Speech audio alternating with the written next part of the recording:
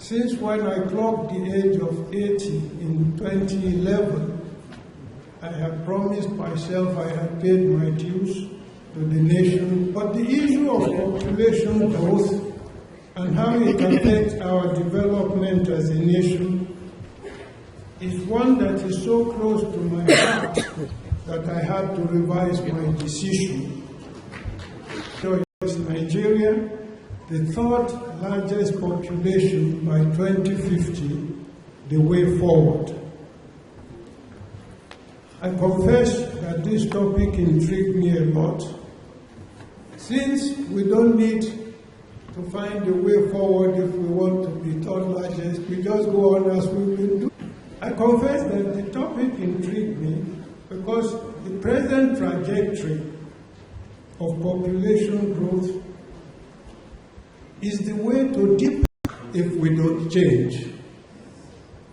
By 2015, we were something, I said it was worth noting that the first time we attempted, we returned a population of about 31 million. By 2015, that is just under, over 150, between 150 and 170, a more than 5-fold increase in our population in the space of that 55 years. And the land mass hasn't changed. We are breeding, and their present problem is handling the growth of the human population and the growth in the cow's population.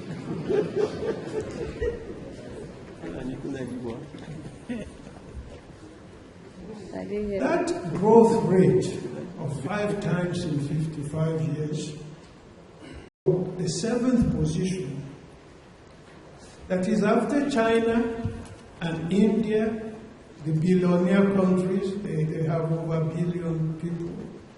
Then we have to reckon with the United States, which was 250 million, Pakistan, which was 222 million, Brazil, senior brothers.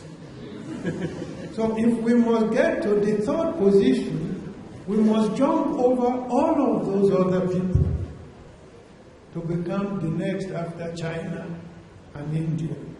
Doing or not doing something which these countries also will be doing or not doing. However, the population field in the development, or more correctly, between the quality of population and the level of development. You know, when Nigeria says it's the largest economy, they never say per capita or not. Because as soon as you say per capita, there's nothing to us. But South Africa, just the sheer number means that we must have the largest population, the largest gross domestic product. So a country that is just obsessed can discover that it is simply breeding and breeding into automatically raising the level of their development, had to intervene policy-wise and limiting it, as in the case of China, to 1 child per family. 1 child per woman of childbearing age. Throughout her childbearing age, she can have only 1 child. In spite of that, there are weak governments we see all around Africa. Now, this allows a country to plan decisively for what it takes to rear children to adult status. UNFPA has applied most of those what it takes, because it's a high cost providing them clothing and feeding, of educating them, of providing adequate health care for them, and eventually and fast-growing economy. It must therefore be of some significance that President of State was reported to have become proactive about family planning as a result of his visit to an army barrack in Lagos, where he passes a place for soldiers, and so suddenly he went there running to see what this watching running over. Indeed, it was this proactive stance of President Buhari at that time that encouraged many family planning non-governmental organizations, which up to that time used to hide inside corners, park groups, roads. In Lagos in particular, they then came out onto a Ikorodu road and have a big signboard of Nigeria. So they moved from those inconspicuous locations to display their services on major streets in our cities and towns. And it was that proactive stance of Muhammadu Buhari that raised the issue of what should be the acceptable family size or acceptable number of children per family. It raised it to the level of serious national discourse.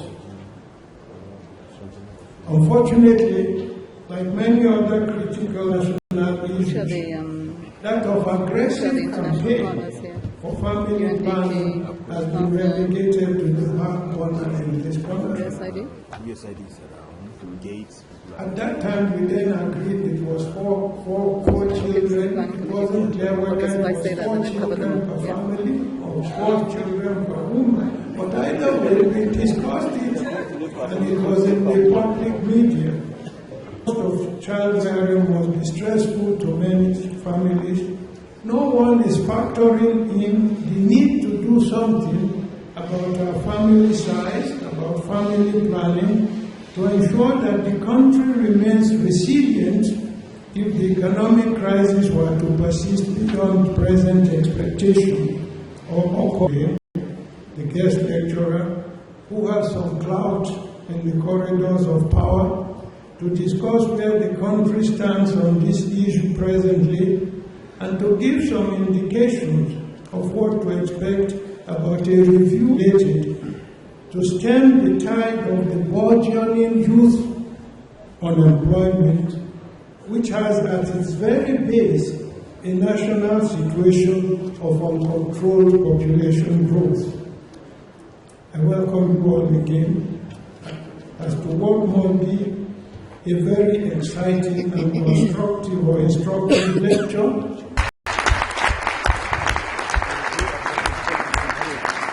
Thank you very much, sir. Did you see that? He was standing rock straight.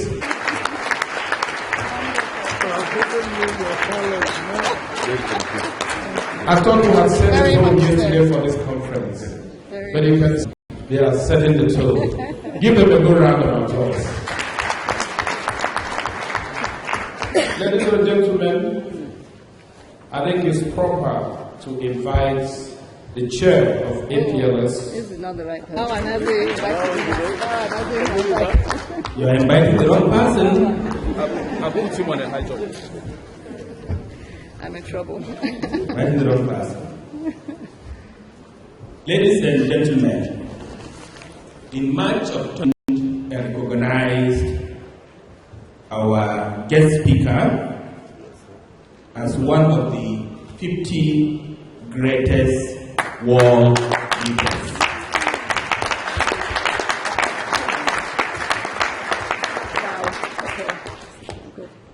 Amina Mohammed, the Minister of Environment, hails from Gombe State, one of the four. She was appointed by our president to this position after really a very distinguished career at the United Nations, when in 2012 the Secretary General of the United Nations, Ban Ki-moon, imbibed one of the most important documents of the world, and that is shaping and will shape all the development agendas of all of us into account. As I said, it really requires tactics, patience, and everything that someone who follows cattle can understand to bring together that for this important role that she played. But I think that when Ban Ki-moon invited her, she saw something.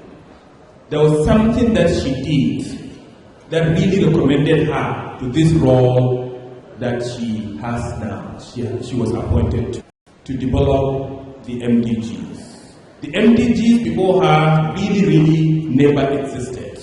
And sadly, after her, the MDGs are really why the Secretary General of the United Nations saw the talent, saw the commitment, and saw the passion, and said, if you can do that in Nigeria, I'm sure you can do that one at the United Nations.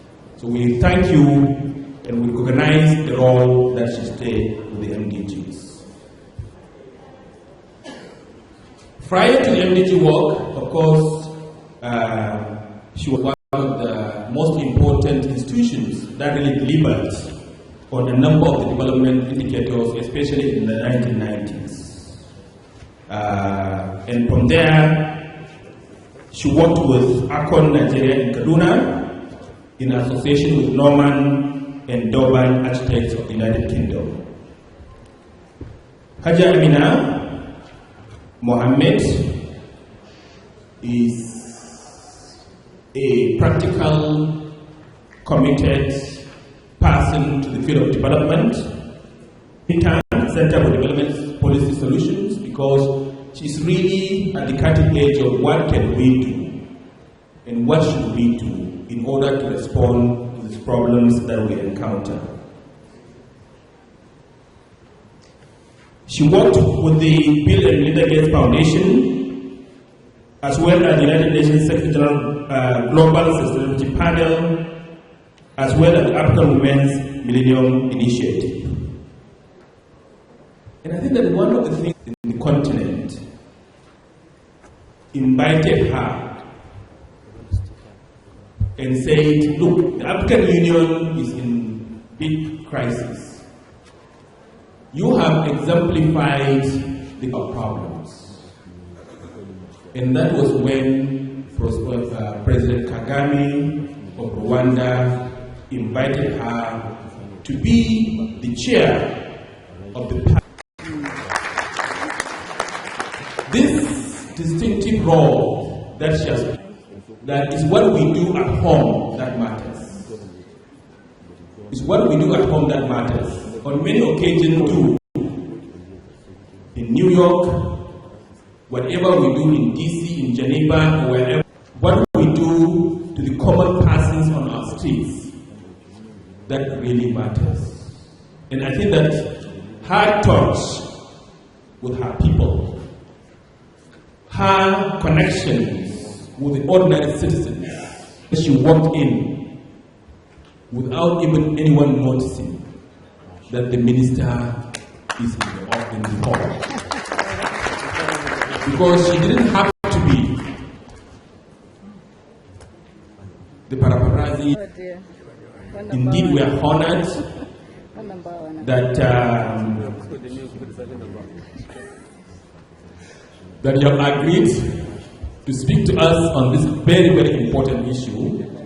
An important issue that you as a Minister for Environment probably know this more than the rest of us, because I recall that after your immediate environment, you are in Jigawa, you are in Maiduguri, you saw the environmental crisis that we are facing.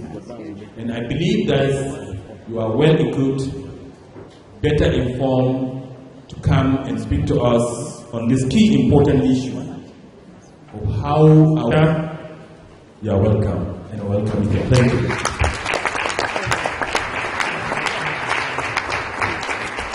I need a better welcome for our Minister of Environment and Amazon on our right.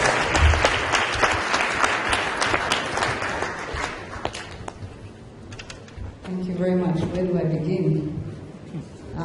Let me just say that wasn't me.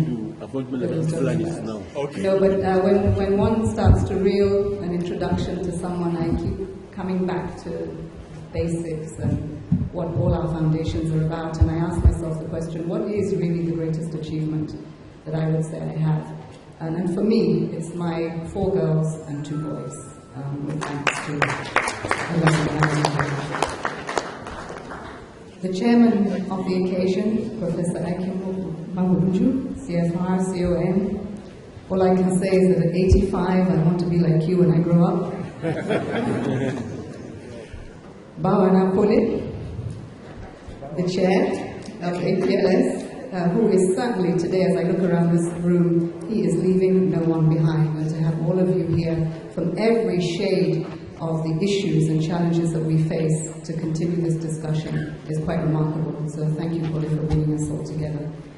Excellencies, our royal fathers, Honorable Saudatu Sani, who's I always say my partner in crime on the MDGs because we fought many a battle together, but she was also my big sister. Distinguished delegates to the 4th Nigeria National Planning Conference, I would like to also recognize the Planned Parenthood Federal PPFN, let me just say PPFN, the Nigerian Population Commission, and the Planning Committee that includes all our wonderful international partners who work with us daily in the field, and to remember that there are some of us that are not here today, and I wanted to just pay tribute to one, and that is Bilkisu MNI. So, ladies and gentlemen, I have to say I am really excited, but I'm also humbled by the presence of so many of you that work on a daily basis, and I almost feel like I don't deserve this podium to be sitting here lecturing. So let me just say I have a few remarks that I would like to share with you, because as I look around the room, I'm in awe of those that are pursuing to bring all of us together to really strengthen our resolve that we will do more when we leave Thorn. It's one for a conversation. It's never should be about you and us, but it's about we, because when Kole says jump, as a sister I say how high.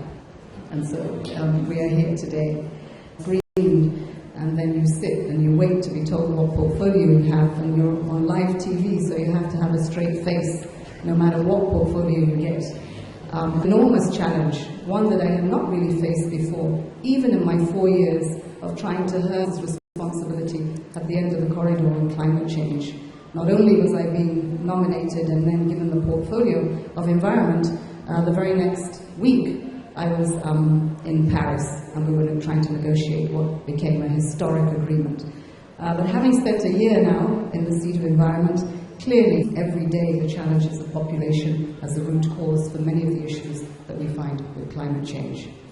And just to remind everyone that we do say that the population crisis is real, we said climate change is real. But one of the things that we always underscore is that climate change is man-made, and the population crisis is man-made. So now we have women in charge, maybe we can make a difference. Women, you agree? The way forward, I think, gives us an opportunity in a timely way to address some of these challenges as this administration tries to reshape and reposition where we're going. What we'll say from the last few years as was formally publicly presented by the UNFPA on the 26th, I think that really underscored the pressure that we're under, the crisis that is apparent, the statistics that are there. As I said, like we say, climate change is real. This crisis is very real. It's very real in everyone's life, and I think we need to look at the implications of that, and perhaps that gives us much more impetus for addressing the urgency. And I always say that everything that we have in Nigeria today, wherever you touch us, the poverty, the health, the education, each issue is incredibly urgent. But I think we need to step back and not be trying to make the goal. And in many cases, this is generations to get to where we need to, given where we are. And so we have to plot that journey, and every 4 years say this is a milestone in that journey, and not really turn back and all the way back. And I think with this administration, one of the things we're learning is that let's not throw the baby out with the bathwater. Let's actually build on some of the good things that have been done, and there are many, many things that have been done well. The challenge is how we go to scale and how we make that matter in people's lives when we talk about a huge population as ours. The focus areas that I'd like to touch on are of course, our context, the current world population ranking, and some of the implications, and maybe one or two things that we could think about as we go into the panel discussions and that we take away to further engage those that are not in the room today. So beginning with our context, I think it's always important that we really agree on what is the narrative that we have. Internationally, when we started to address how would we move from the MDGs to the SDGs, the first question we needed to ask was that, well, the cup was half full by 2006, where we were trying to think about what do we do going forward, and in 2012 we have, by 2015, a new framework to address. So where did we go wrong with the MDGs? What do we need to do with the SDGs? And finally, sustainable development as a concept came of age, a cause that we were not addressing. So just attending to maternal health without looking at the root causes and finding the longer way of going about investing in institutions and people. If we were losing the number of lives we were with women in childbirth, that should say this is a failed economy, because the economy should not grow without people. And so I think sustainable development underscored that. But it also underscored that if we continued to consume and to produce to the detriment of our environment and of the challenges that we have. And so I think the international discourse we had over 4 years, the first thing was to say that we agree that many issues are human rights, migration, conflict, issues that were not considered if you're not in the middle of the trouble that has everything. And I think that this is where the challenge was. How could we negotiate the impossible? Maintain ambition. And hasn't been about we, a global context, a united frame, a universe that did do the ambitious and did produce 17 goals. And often people say to me, which ones do you think are the most important? And for me, there's 7, they like my saying it should be responsive to your country. There is no one SDG that does not matter. It may not be top of your list, but as part of addressing them the way we did the MDGs, there is a new way of using the SDGs as a guide and an integral part of our development. It therefore means that there will be new partnerships, new ways of addressing some of the challenges that we have, and we must come out of the silos. We cannot just speak in silos. Even in constituencies, even in this room where you talk about population, there are many silos. And so breaking those silos and working both with focus down but across, because that is going to be more efficient, it is going to integrate some of the issues that we believe the results will be stronger for having more sustainable in what we would like to do. On the domestic front, Africa had Agenda 2063, and that's looking forward 50 years. At its 50th anniversary, the chairperson of the AU Commission did a remarkable thing. She wrote an email to the future, and she was writing to Kwame Nkrumah to tell him, in 50 years' time, looking back, what Africa had achieved.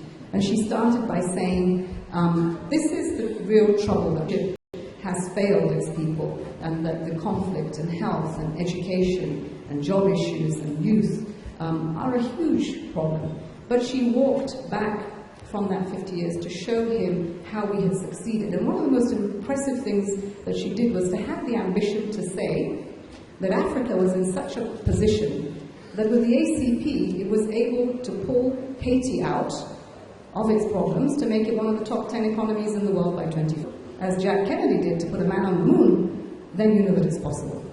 So it's how we address it, how we come at it. Do we come with solutions and with action to make it happen, or do we just procrastinate about how difficult it is and it can't be done within the time that I'm in office? Well, all I promise my people in office, and I think we'll make progress and we'll see the achievements that Professor Muggeridge will have to talk about.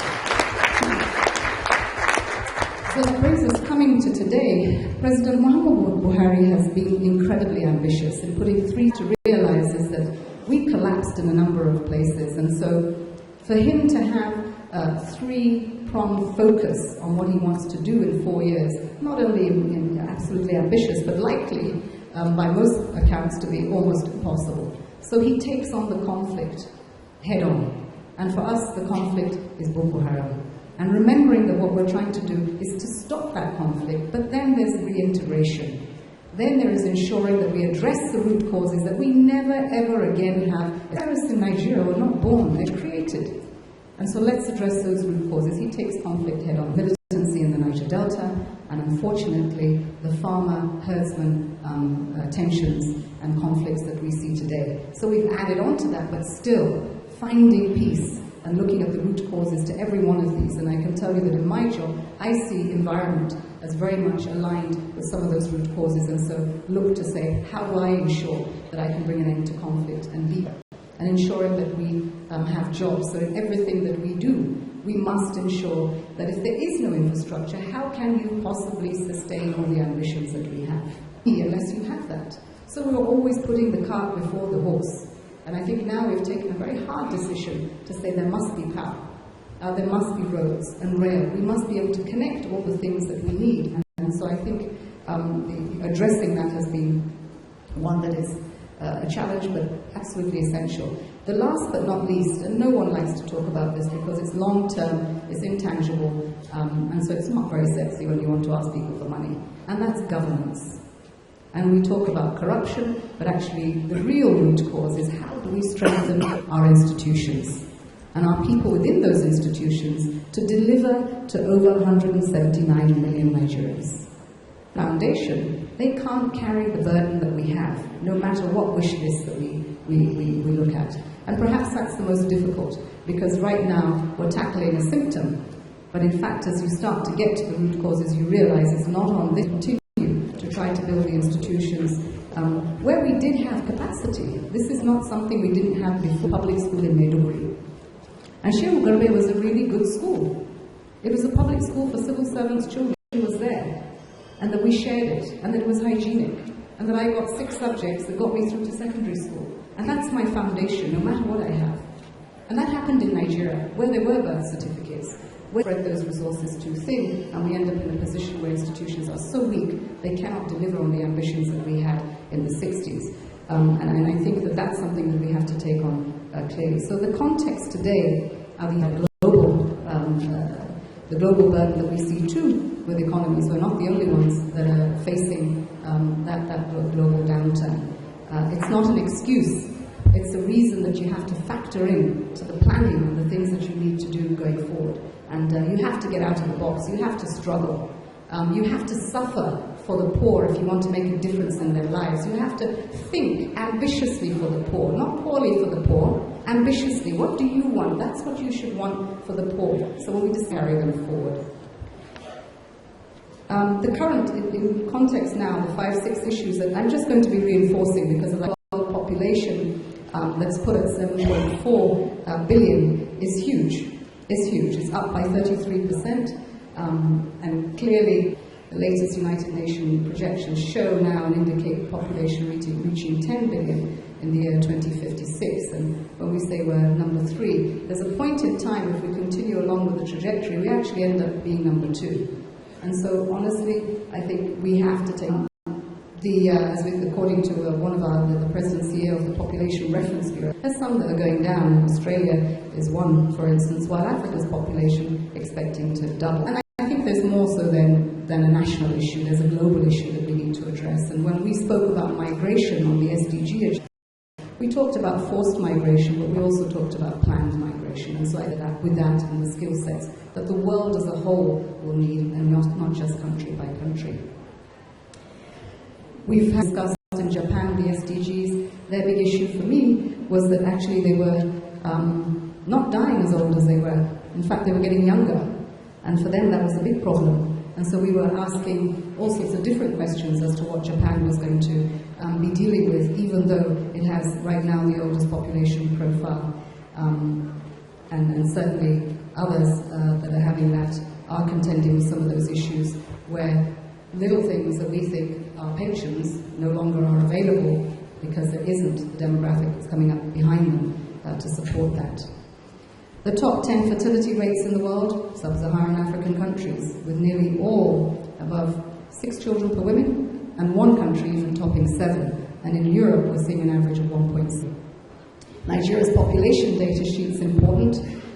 Again, what I will say about the data sheet, and it's good to have the National Population Commission here, I wish the Nigerian Bureau of Statistics around. We need a data revolution. We need to understand what the baseline is. 87 million, and then there's another figure somewhere else, percentages. The data revolution needs to go beyond the percentages. We need to put faces to the numbers so that we can make the right investments, so that we can target these constituencies with the right messages.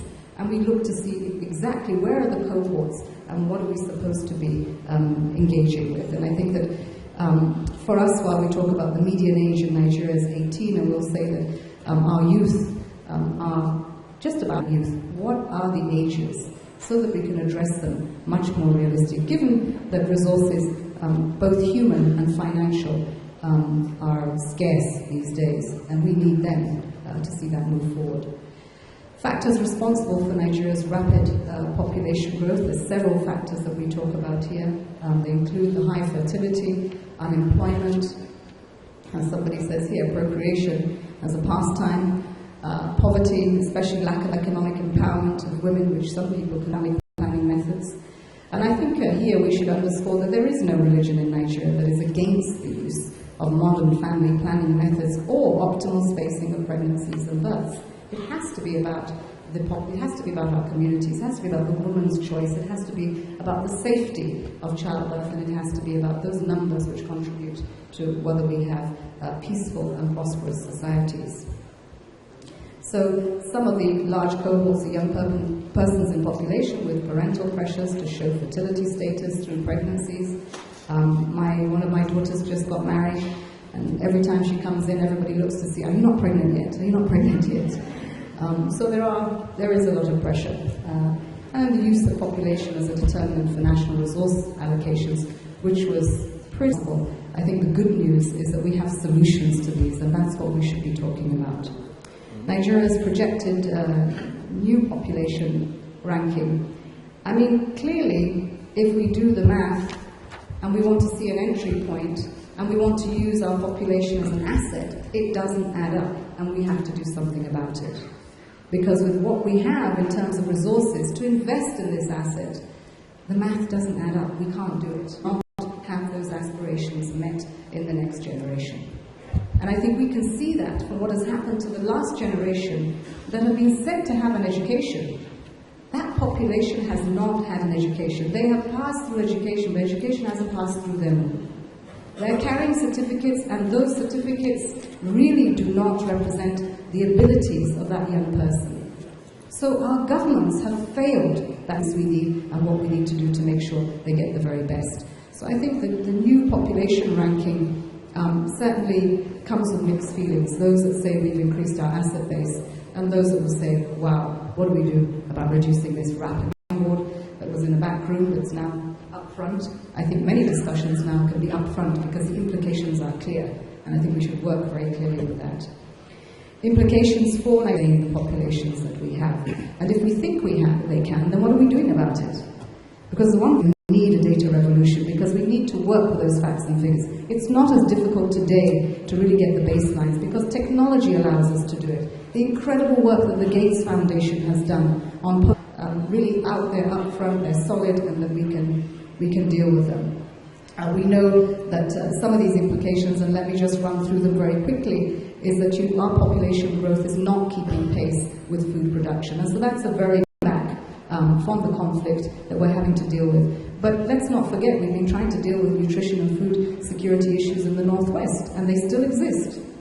So when we're needing to really we don't really address population as a cross-cutting issue, ask that question, interrogate every investment we have to ensure the line items that will support this are there, then even the SDGs will fail before they've started. Human development itself, we will be at the base, we will be at the bottom of the run. We won't have the quality education, the quality health, the quality lives, maybe such as it is now. We have another factor, and I just say very briefly because I'm in the shadow of Professor Mabubuju here, the urban issues. When we talked about cities in the SDGs, it was a very difficult conversation to have. But by the time we showed the demographics of where most populations by 2030 would be in cities, and how towns that are poorly developed are bad today in FCT and Abuja, in the next 10 years they will be even worse. And I think this applies to every state capital, every population center that we're looking at. It is exacerbating when we're talking about erosion, because it is about how we use land and how we manage the resources there. So these are really a big issue. The conflicts and the youth bulge, these also are implications. We will continue. When you have all sorts of conflicts, you can't have ambitious, energetic young people sitting down doing nothing, with no future. It's not possible. So therefore, I think we need to judge. It's just words on paper. We have to find a way to allow them to jump out at you so that you see a statistic that really does have a picture to it.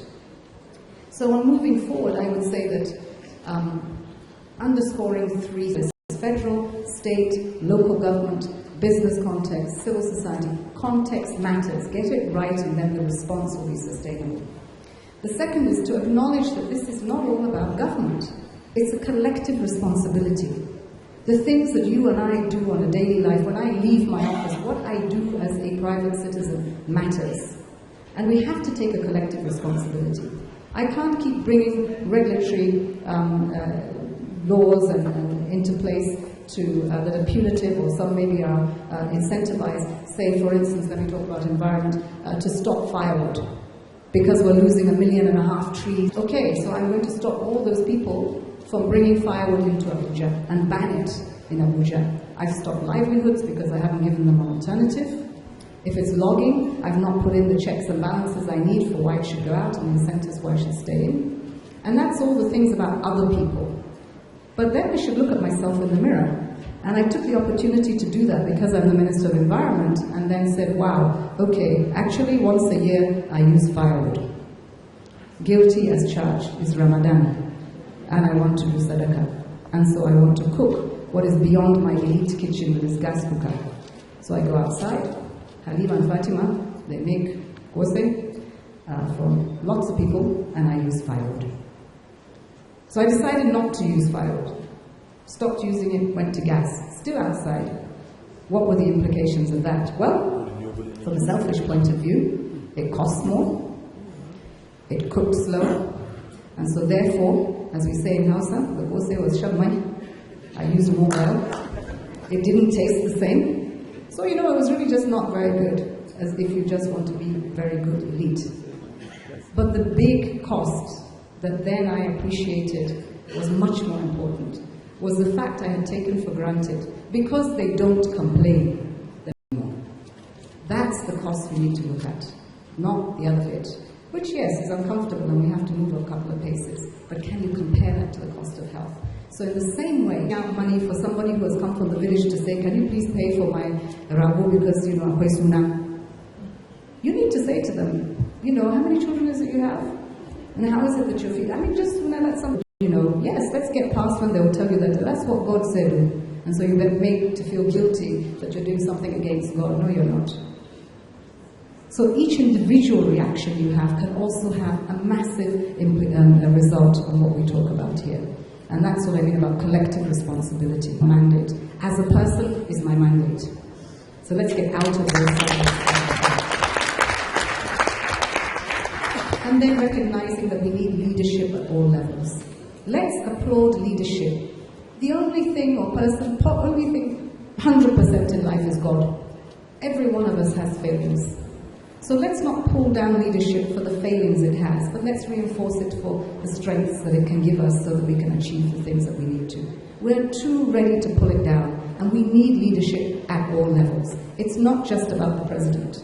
Because if it was about President Muhammadu Buhari, I will all be clean by now. But it isn't. It's about every single one of us. And I think that that's an important aspect of the leadership. The second, I think, one of the things that we can do about this, our planning needs to be ambitious. And I think that Nigeria now is beginning to develop its next long-term plan, building on the last one. Any way that we can get into budget and planning to inform that decision-making. And I can promise you that whatever comes out of here, I will take it as think government needs to begin urgent advocacy and public enlightenment. The need to know, and to know at the lowest levels, not just up here in Abuja. And I think that, we should take advantage that we do have the National Orientation Agency, and it does exist at the grassroots. And the MDGs were successful because we use them. So using our agencies, we will do the best that we can, but engage with them yourselves, those that are here outside of it. Our royal fathers have been very good at being able to communicate to our people, and I think that this is where we can join hands with government. We've got infrastructure to go further. So I think the need to know is important, and that we should try all forms of exchanging that knowledge. And when we talk about representation, when you leave the room, please go back and tell the people you represent what happened. Because we really need to give government some credit. We cannot have everyone in the room. But by having representatives that are truly representative, then we have everyone. What you told us that we're going to have something constructive or destructive. I think that we need to be disruptive. I think we need to not doing, but how we should be doing things better. And think about it not just from your perspective, but how it fits in the whole. And I keep saying the whole because, and I think that on population, the voices of civil society are going to be incredibly important in actually underscoring some of the realities that we have on ground. And I hope that our government agencies, when we look at data, will include them through the system. And I think we're getting that from, the United Nations, that often through its news center tells us what's happening, and therefore it means that we can plan ahead. And I think that that's more difficult to do, because sometimes planning ahead, you won't get the credit for it. Can we get past credits and think of legacies and what we put in terms of building blocks to succeed? We've congratulated a number of people on the floor today because they've left a legacy. They did some really good work, and it's because of them we're able to do what we can do today. Communicating, not scaremongering.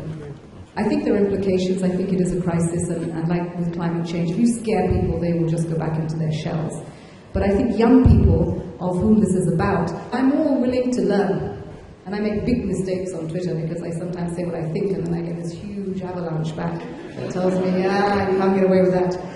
So I think we should find ways of communicating this issue to people and give them the wealth, the aspirations, the rights that they should have. And young people, you should start that movement online, because we know you don't walk the streets anymore. So if you're online, walk the internet and really put those messages through. And I think government now ought to be opening up to that, because there's no secret. So let's actually just understand from that point of view. The challenge is harder because everyone knows, or is likely to know, and use it for positive feedback. And I challenge young people to please do that. Political will. The government of Nigeria has got to pay particular attention to the effective management of its own population, and so we need to show the political will for this. I'm going to go back and say to the President, this is what I heard you thought in the barracks when you saw children running around. I think it's more than the soldiers' barracks, probably the police barracks as well, and every barracks that there is. But political will. We have parliaments now. At that time, that was military rule.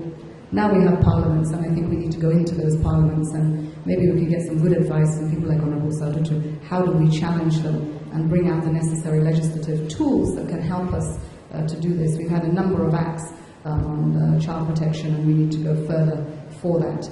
I think climate change and population are a big issue. As I said before, we've seen that in terms of what is happening with climate change, reducing the space for farming, bringing the tensions with our herdsmen. We've also seen it with erosion. We see it in the Niger Delta, where sea rises are also causing huge population constraints. And I think we have to make those links so people see that this is also about consumption. What do you need and not what you want? Lifestyles and livelihoods, the tensions between the two. And when we did put the 17 SDGs together, it was a big discussion about, where do we want to be? If we want to be like the consumptive societies that are there, then there's not a sustainable path to reducing emissions for saving the world in the future. So we have to have that conversation. I'm coming down to last two things that I'd like to talk about. Education. And here we say one of the critical ways to prevent the negative consequence of rapid population growth is about educating the girl child. Let me go out of that. I think we all know that. And we've been plugging away at this for decades. And we've made progress insufficient. And so really I would like us to see putting boys on the agenda. There must be he for she. There must be men and boys for women and girls. It's about partnerships. It's a difficult way to go. We all say that we're oppressed. Well, clearly we've made some progress on this high table, and I want to thank Kole for making that happen. There are more women on this table. There wasn't yesterday when I went to my high table. I was the only one. So you're like that lady justice, and you're the scales of two sides. We all know that we can say, blessed is he amongst women, but we can't say that about blessed is she amongst men. So we want to try to change that. But it's about education.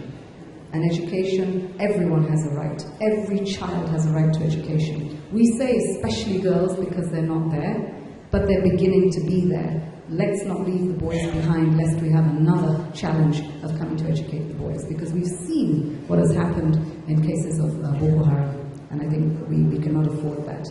On the health issue, everyone would think that this is a health issue because we're talking about the contraceptives that are available. But I think it's, it has to be about lives, and lives matter, every single one. When people talk about our statistics, think about the one mother that has lost her life, that shouldn't have if they had the necessary institutions in place, the necessary human resources, the education, all of those come, and I think it's important. Last but not one, I want to underscore again the importance of the international agreements that we sign on to.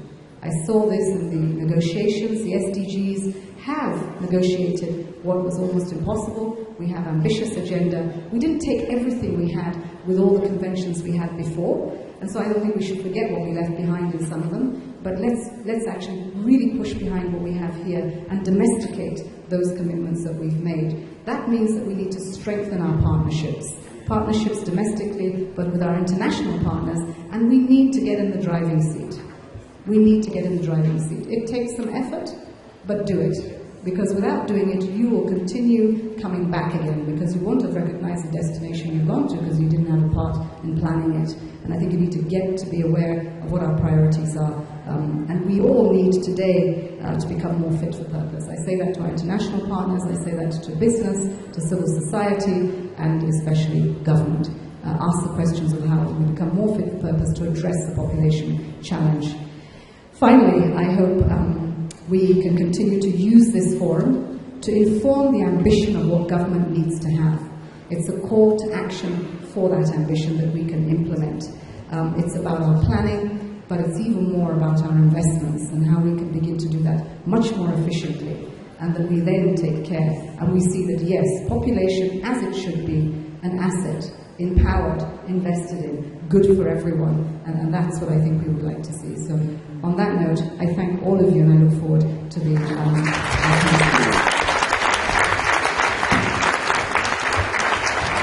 I think she deserves a standing ovation, ladies and gentlemen. Did I get a class mark? Wow. Can we put clapping? It's been a time of a lot of mental listening. Now we want to do an I love Nigeria. I love Nigeria. Have you written that? Yeah. Put that imaginary pen in your right hand. I love the Nigerian woman.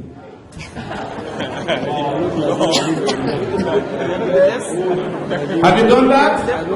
Finally, put that pen in your middle. Have you done that? Right. What? I love Amina Mohammed. Oh no. Thank you, Madam Minister, for that very thoughtful keynote address. I would want to recognize the people that made us to be here today. Of the NCW's President, Madam Edna, of the FCT National Council for Women's Society. And I think our minister did touch about is a holistic approach to life. The infrastructure has to be right. Everything has to be right. Our brother and Comrade Alam Adeniji was supposed to fly in this morning, and he just arrived. May we welcome the President, National Association of Nigerian Nurses and Midwives. We know you were here in spirit, but thank you to be here. We understand why you were late. You're excused. Give him another round of applause. Now we are going to the panel discussion. I would like you to keep your powders dry. Please round that right to take all the questions and answers after the panel conversations. And the first to be invited to the podium is Professor Douglas Mwabo, who is going to talk about population structure and impact on development. Professor Mwabo, please, may you come and take the podium. Give him a good round of applause.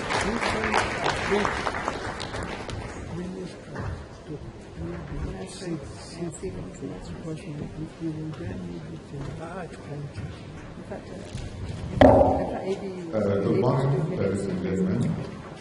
May I recognize our Honorable Minister, Amina Mohammed, the chairman of today's occasion, Personal Professor Akin Aboji, and the chairman of the organizing committee and the worthy participants. I'm supposed to be talking on the overview of the structure of the population vis-à-vis development.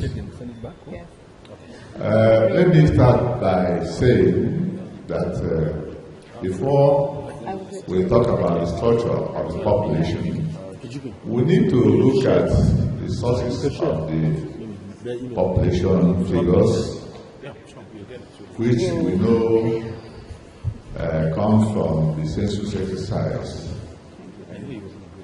The census exercise of this country in the past, actually, for me, has its own challenges and problems, resulting in what I may say unreliability of the information we get.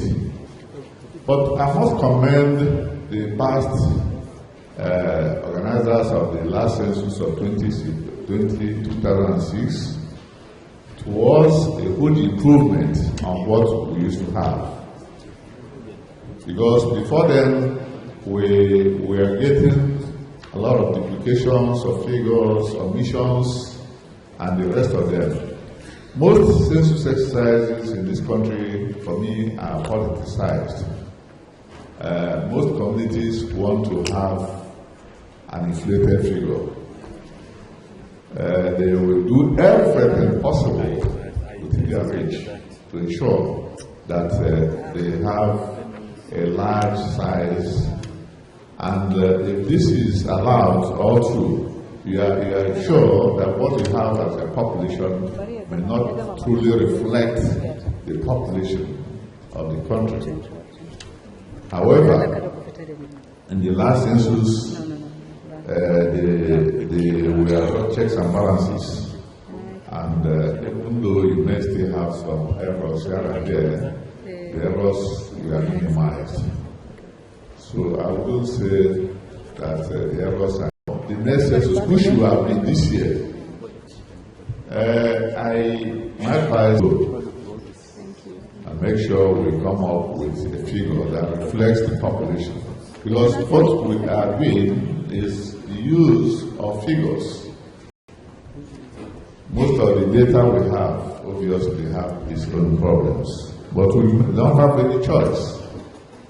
With a growth rate of between 3% and 3.5%, if these rates are to be allowed to remain up to 2050, 1.75 million and 612 million respectively. That's with the growth rates of 3% and 3.5%. This figure, to me, presents a very serious economic implications.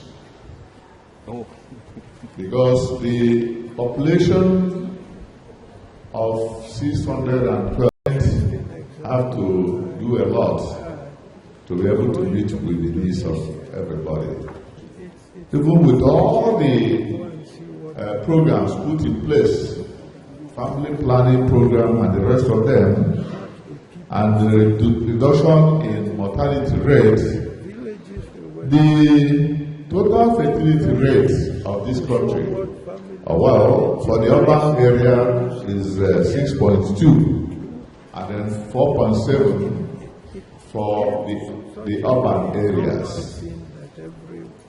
What it means is that we're expecting an average of 6 children for the women of reproductive age in urban rural area as against 4.7 for the urban area.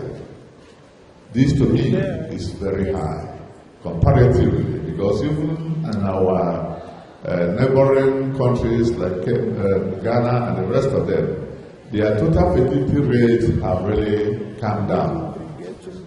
It's no longer, they have put measures in place to bring down the fertility rate. And that's why I say our own still remains high.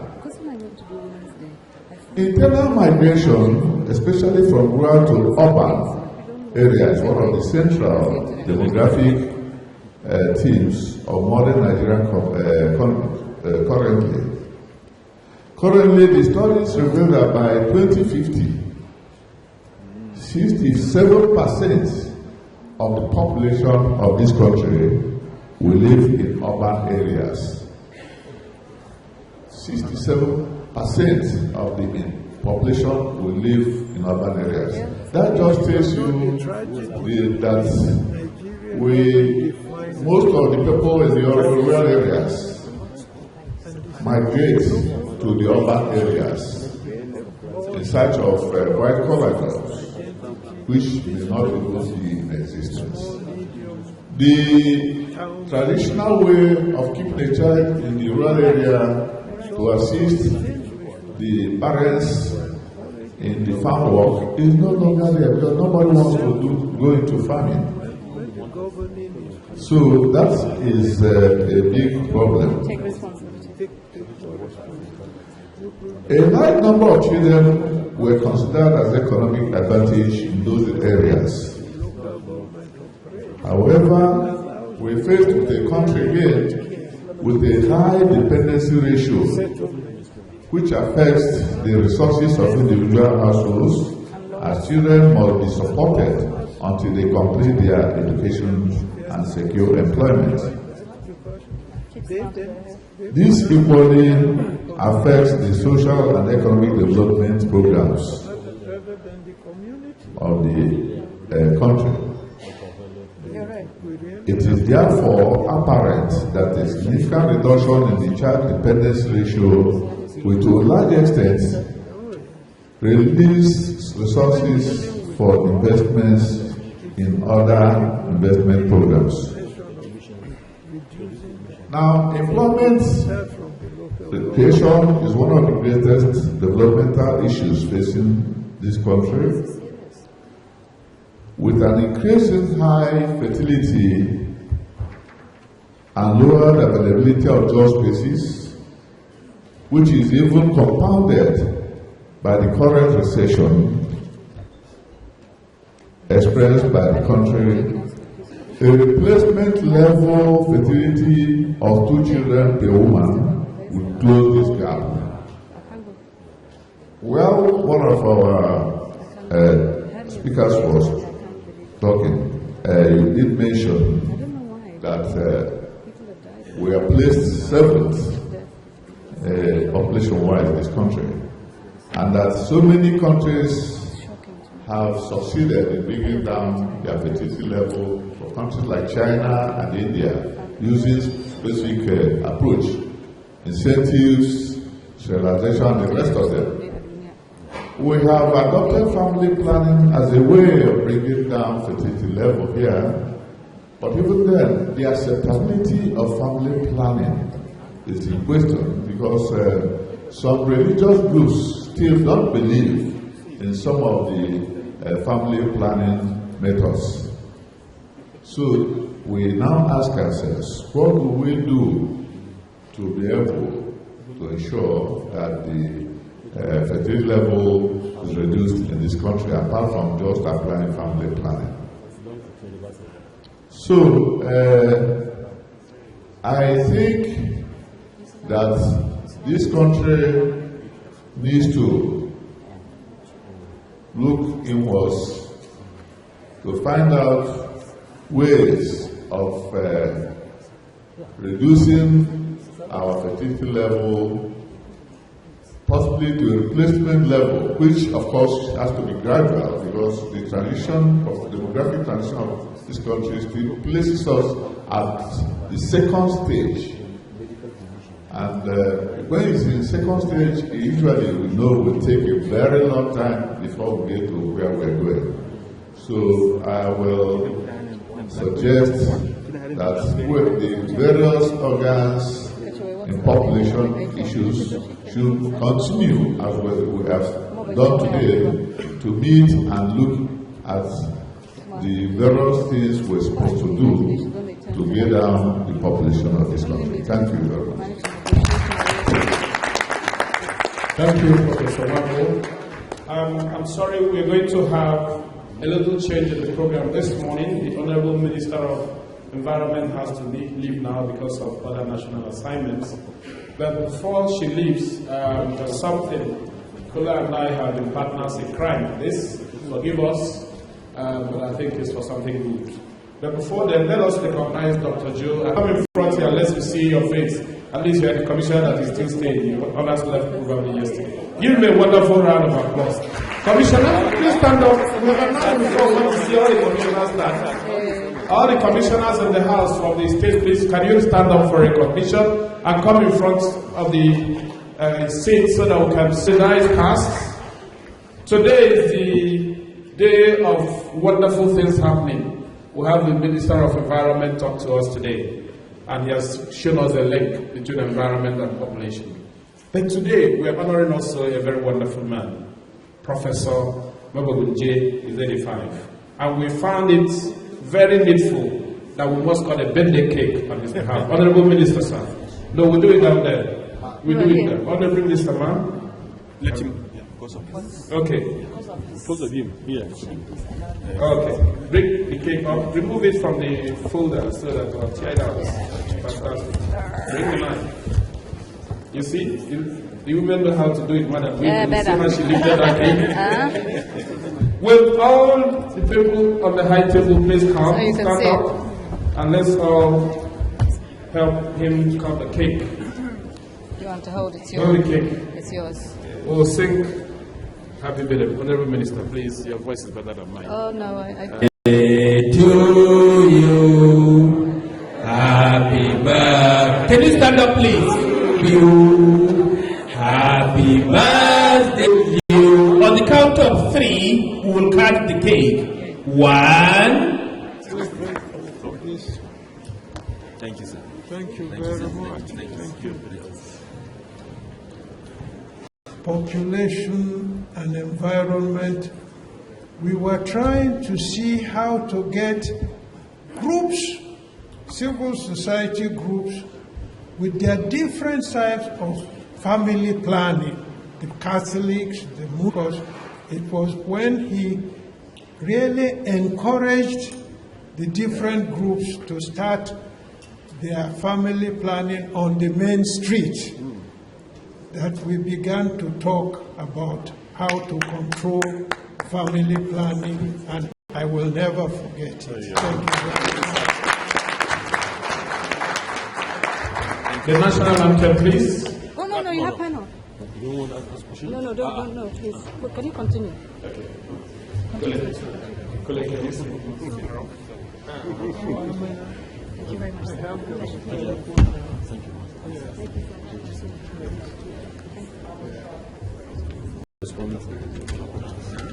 Ladies and gentlemen, may we give a rousing applause to our ministers.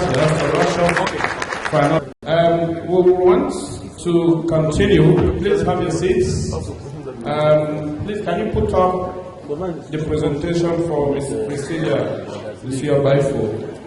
We can get his I'm welcoming Priscilla to the podium now to give us her presentation. You have 10 minutes, please. We'll warn you 5, 2, and 1.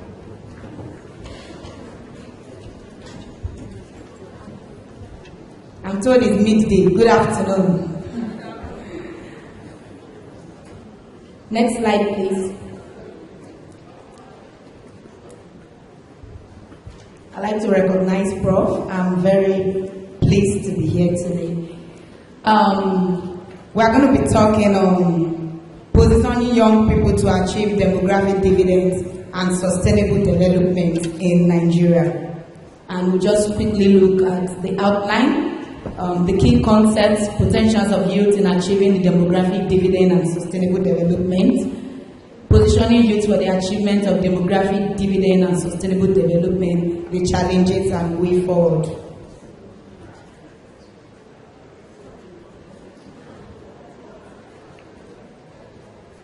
We can see the graph there, percentage distribution of the Nigerian population. That information is from the National Population Commission 2009, and this is 2016. So you can imagine that we have more correct data about that, and we keep having an increasing number of young people in the country. Quickly, we'd like to look at the key concepts. We have demographic dividends. It's the economic benefits that can arise when a country has a relatively proportion of working age population due to declining fertility and effectively invest in their health, empowerment, education and employment. The health, well-being and capacity of well-being are central to reaping demographic dividend.